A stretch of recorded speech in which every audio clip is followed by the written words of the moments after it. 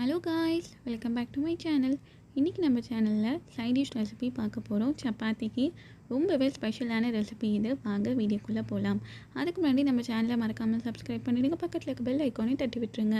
மேலும் வீடியோஸ் போட மோட்டிவேட்டிங்காக இருக்கும். ப்ரெஷர் குக்கர் எடுத்துக்கலாம்.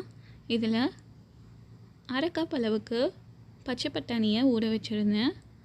8 மணி நேரமாக ஊற வச்சுருந்தேன். அதை நல்லா வாஷ் பண்ணிவிட்டு சேர்த்துக்கலாம். ஃப்ரெஷ் பட்டாணியாக இருந்தால் ஊற வைக்க வேண்டாம், அப்படியே சேர்த்துக்கலாம். இது கூட ஒரு மீடியம் சைஸ் வெங்காயத்தை தோல்லாம் சீவிட்டு சேர்த்துக்கலாம். 3 தக்காளி பழுத்த தக்காளியாக சேர்த்து நைஃப்பில் இந்த மாதிரி மேலே கோடு போட்டு சேர்த்துக்கோங்க. 3 மீடியம் சைஸ் உருளைக்கிழங்க நல்லா கட் பண்ணி சேர்த்துக்கலாம். காரத்துக்கு 2 பச்சை மிளகாய் சேர்த்துட்டு 3/4 கப் அளவுக்கு நான் தண்ணி சேர்த்துக்க போகிறேன்.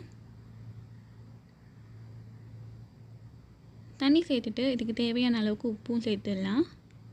லிட் போட்டு க்ளோஸ் பண்ணிவிட்டு கரெக்டாக 2 விசில் மட்டும் விட்டு எடுத்துடலாம். 2 விசிலுக்கு மேலே விட வேண்டாம், குழஞ்சிடும். 2 விசில் வந்தாச்சு. இப்போ ப்ரெஷரும் குறைஞ்சாச்சு. ஓப்பன் பண்ணி பார்க்கலாம்.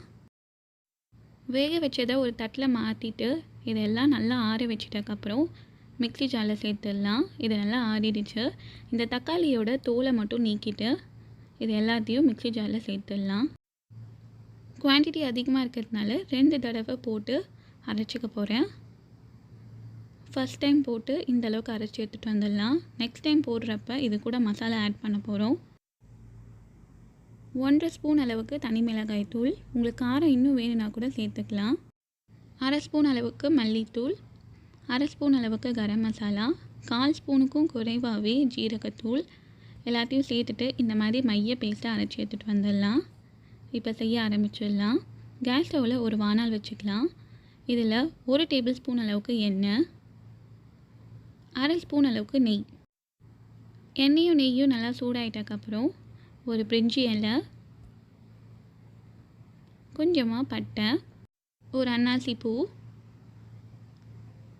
3 லவங்கம் சேர்த்துட்டு இதோட ஃப்ளேவர் வர வரைக்கும் வெயிட் பண்ணலாம். இப்போ 2 மீடியம் சைஸ் வெங்காயத்தை சிறுவை நறுக்கி வச்சுருக்கேன், அதை சேர்த்துடலாம். வெங்காயம் நல்லா டிரான்ஸ்பரண்ட்டாக ஆகணும், அந்தளவுக்கு வதக்கி விட போகிறோம். வெங்காயம் நல்லா கண்ணாடி பதம் வந்தாச்சு. இப்போ 1 ஸ்பூன் அளவுக்கு இஞ்சி பூண்டு விழுது சேர்த்துட்டு இஞ்சி பூண்டு விழுதோட பச்சை வாசனை போகிற வரைக்கும் நல்லா வதக்கி விட்டுக்கலாம். வேக வச்சு அரைச்சி வச்சுருந்த பட்டாணி மசாலாவை இல்லை சேர்த்துடலாம்.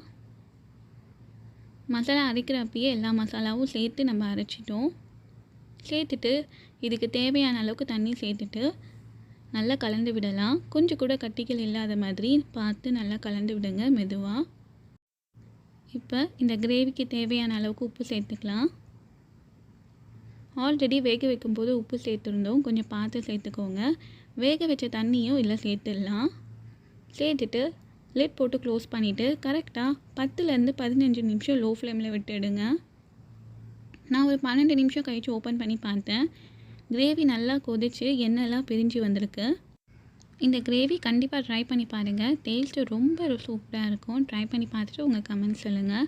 ஃபினிஷிங் டச் கொஞ்சமாக கஸ்தூரி மெத்தி இந்த மாதிரி கலந்து விட்டுக்கோங்க. உங்களுக்கு வேணும்னா நீங்கள் கொத்தமல்லி கூட சேர்த்துக்கலாம். இந்த ரெசிபி ட்ரை பண்ணி பார்த்துட்டு உங்கள் கமெண்ட்ஸ் சொல்லுங்கள். தேங்க்ஸ் ஃபார் வாட்சிங்.